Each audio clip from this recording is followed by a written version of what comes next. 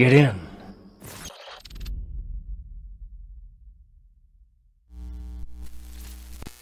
Bonjour, vous le savez, la chaîne a pour but de vulgariser la microbiologie à des non-scientifiques. Parlons donc d'un truc qui n'a rien à voir, parlons de sel. Alors, on l'a dit, mais les archées sont un peu partout. Mais comme on est sur YouTube, on va aguicher le chaland, faire du putaclic, et on va parler des milieux extrêmes. On va parler des extrémophiles. Et de pourquoi c'est vachement intéressant. Plutôt, on va parler des extrémophiles chez les archées. Mais c'est toujours intéressant.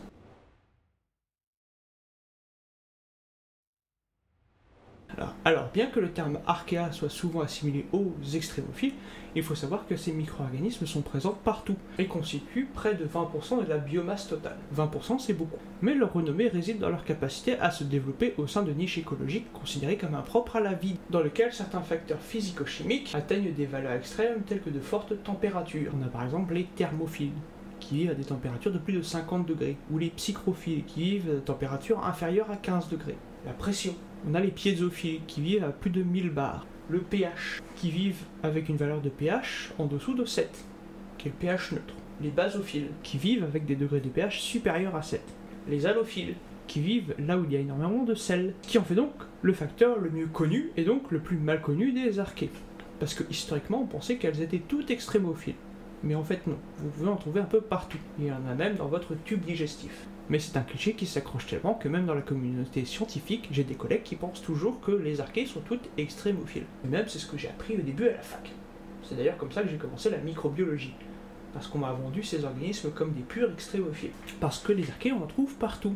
Dans les océans, dans les sédiments des océans, dans les lacs d'eau douce. J'ai fait ma thèse sur une archée méthanotrophe des lacs d'eau douce. Dans les sols, les racines des plantes, dans les tourbières, mais également dans les voies buccales et votre tube digestif. Dans ton cul. Et dans tous ces environnements, on peut parler de biotopes, pour se la péter, et bien les archées constituent une grande partie de la flore microbienne.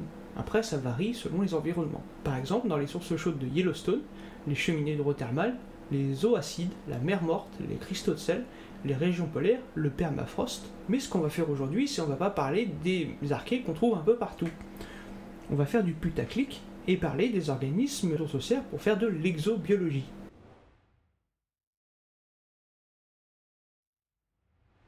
Et on va parler en premier des thermophiles, tels que les méthanopyrales ou les thermococcales, qui colonisent les environnements volcaniques et les écosystèmes des évents hydrothermaux profonds.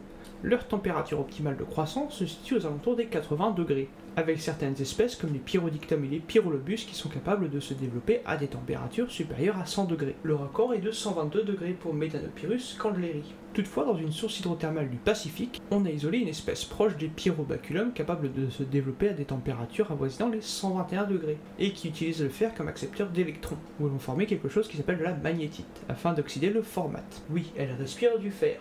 Ne faites pas ça chez vous, c'est dangereux. On peut trouver des thermophiles vivant dans des conditions anaérobiques ou aérobiques. Elles peuvent être lithotrophes, c'est-à-dire qu'elles utilisent le dioxyde de carbone comme source de carbone, mais elles peuvent également être hétérotrophes, ça veut dire qu'elles se servent de matière organique comme source de carbone. Et elles peuvent même faire de la respiration ou de la fermentation. Dans tous les cas, ces organismes présentent une grande diversité de donneurs d'électrons, de trucs qu'elles respirent, et d'accepteurs d'électrons. Si vous voulez plus de détails sur accepteurs et donneurs d'électrons, on a fait un épisode dessus. L'adaptation à de fortes températures chez les archées, et aussi chez les bactéries, c'est une augmentation de la rigidité de leur membrane. Et ça permet de limiter la fuite de composés de la cellule vers l'extérieur, ce qui est favorisé normalement par les températures élevées. Aussi, ça rend votre membrane plus fluide, donc oui, vous videz de tout. Il y a également un allongement des chaînes de composés organiques, ces dernières étant linéaires au lieu d'être ramifiées, ce qui augmente leur stabilité thermique, notamment chez les protéines. Il y a également compaction et repliement de ces protéines. Ça permet aux protéines d'éviter d'être dénaturées. En gros, ça leur permet d'éviter d'être détruites à de très fortes chaleurs. On a également des chaînes lipidiques avec un nombre très réduit de doubles liaisons carbone-carbone. On dit que ce sont des lipides insaturés. C'est ça dont on parle quand on vous parle de lipides saturés. Ce sont des lipides avec des liaisons simples entre deux atomes de carbone qui font des membranes plus rigides. Et à l'inverse, on a les fameux lipides insaturés qui eux ont des doubles liaisons et qui font des membranes plus fluides. Ça se trouve par exemple beaucoup chez les psychrophiles, l'opposé des thermophiles. Facile, c'est l'inverse des thermophiles. Elles vivent dans des conditions froides et elles ont des mécanismes de résistance au froid. Et vu que le froid pose des conditions opposées au chaud, les contre-mesures sont opposées. On a donc des membranes naturelles qui sont plus fluides et des protéines qui ne sont pas très compactées. Bref, vous avez l'idée. Les psychrophiles vivant dans un environnement froid vont avoir des méthodes de contre-mesure opposées aux thermophiles, vivant dans des environnements chauds.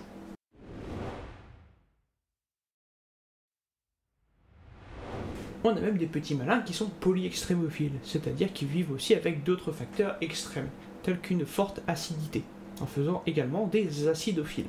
Les acidophiles sont capables de se développer dans des environnements extrêmement acides, avec des pH aux alentours de 1 à 4, riches en métaux et le plus souvent à des températures élevées, même si ce n'est pas une généralité. On a par exemple les thermoplasmatales, les sulfolobales et les ferroplasmatales. Par exemple, on a Picrophilus oshimai, dont l'optimum de croissance est à un pH de 0,7. C'est très acide, parce que le pH intracellulaire doit être proche de la neutralité, pour favoriser les réactions métaboliques. Ces micro-organismes doivent donc résister à un gradient d'un pH d'un ordre de grandeur de 4 à 5. Ça fait beaucoup. Ceci est possible car la membrane est pratiquement imperméable aux protons, y compris à des températures élevées. En effet, la constitution particulière de la membrane, qui se présente sous forme d'une monocouche de tétraéther, permet aux archées acidophiles de vivre dans un environnement acide. En même temps, c'est dans le nom. C'est même obligatoire pour ces organismes, parce que si vous les cultivez à pH normal, elles ne vont pas le supporter. Ce qui est à l'inverse d'organismes appelés des acidotolérants. Des organismes qui n'ont pas besoin d'un pH acide, mais qui peuvent y résister un peu quand ils y sont exposés.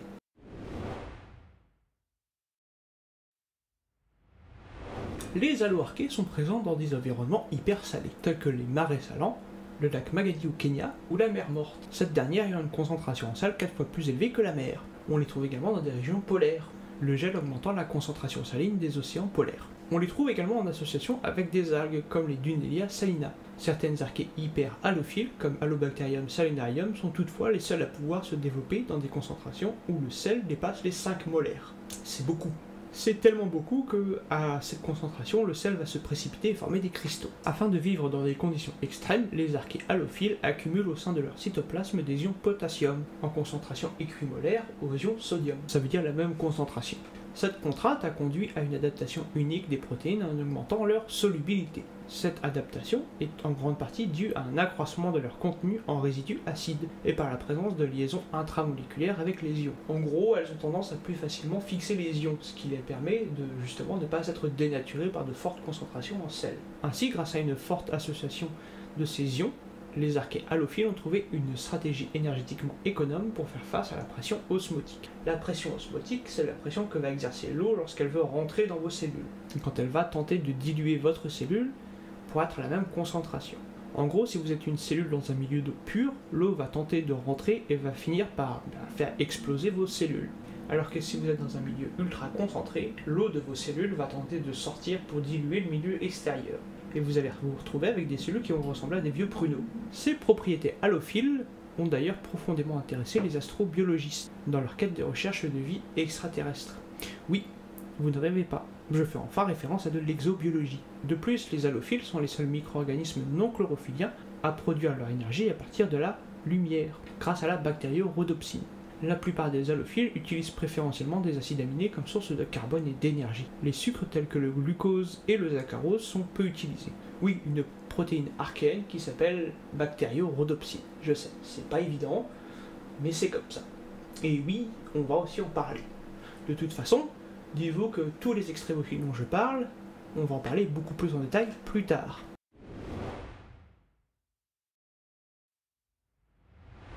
Les méthanogènes se développent dans plusieurs types d'habitats. Elles sont présentes dans des couches inférieures des sédiments, mais on les trouve un peu partout. Par exemple, on peut les trouver dans l'eau douce, dans les milieux marins, dans les estuaires, dans les tourbières, ou dans des sources chaudes hydrothermales. De plus, on les trouve dans les tractus gastro-intestinales des mammifères. Bref, on les trouve dans les boyaux. Dans ton cul. Ainsi que dans des environnements extrêmes, comme en Antarctique et dans le permafrost du Groenland. La seule contrainte, c'est qu'elles doivent vivre dans un milieu dépourvu d'oxygène, parce qu'elles sont anaérobies. Et elles sont vraiment anaérobies.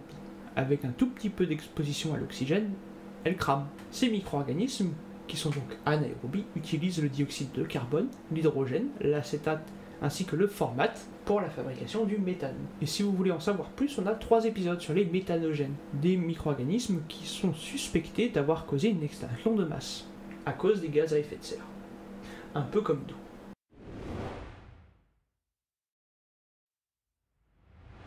Alors aujourd'hui on a vu brièvement des archées extrémophiles. Brièvement, parce qu'il y a beaucoup plus de choses à dire dessus. Mais c'est juste l'intro d'un sujet bien plus grand. Et vous allez me dire, pourquoi s'enquiquiner à étudier ces micro-organismes? Eh bien pour plein de choses. Mais notamment pour un sujet extra cool qui est l'exobiologie, qu'on verra un jour. Parce que oui, si vous voulez faire de l'exobiologie, vous allez faire de la microbiologie. Des environnements extrêmes notamment. Les archées, quand on les a trouvées dans des environnements charmants, comme les lacs acides, les points chauds, les lacs hypersalés, bref, dans des environnements extrêmes, on a donc suspecté qu'elles étaient toutes extrémophiles. Sauf que petit à petit, on a commencé à découvrir qu'elles étaient présentes un peu partout, même dans notre flore digestive. Bon, la bonne nouvelle, c'est que pour le moment, on n'a pas encore trouvé d'archées pathogènes. Ce qui explique notamment pourquoi tout le monde s'en fout des archées. Sauf qu'en plus d'être présentes un peu partout, les archées jouent un rôle majeur dans de nombreux cycles géochimiques, notamment du carbone et de l'azote. Bon, et ben je vous remercie d'avoir regardé cet épisode sur les extrémophiles. J'espère que ça vous a plu, et j'espère que ça a fait une intro intéressante. Parce que oui, je ne vais pas m'arrêter qu'à ces petits exemples. Chaque sujet aura sa série d'épisodes. Il y a énormément de choses à dire sur leur mécanisme de résistance au stress, sur leurs applications, et notamment sur pourquoi c'est important de les étudier pour l'exobiologie. Petit préféré étant le projet Dragonfly. Mais ça, ce sera pour plus tard. Je vous remercie d'avoir regardé cet épisode, je vous remercie de me suivre sur YouTube, n'hésitez pas à laisser les petits commentaires, le petit pouce, bref les petites blagues de YouTube habituelles, et moi je vous retrouve dans 2 semaines pour plus d'épisodes, plus de vidéos et plus de microbes.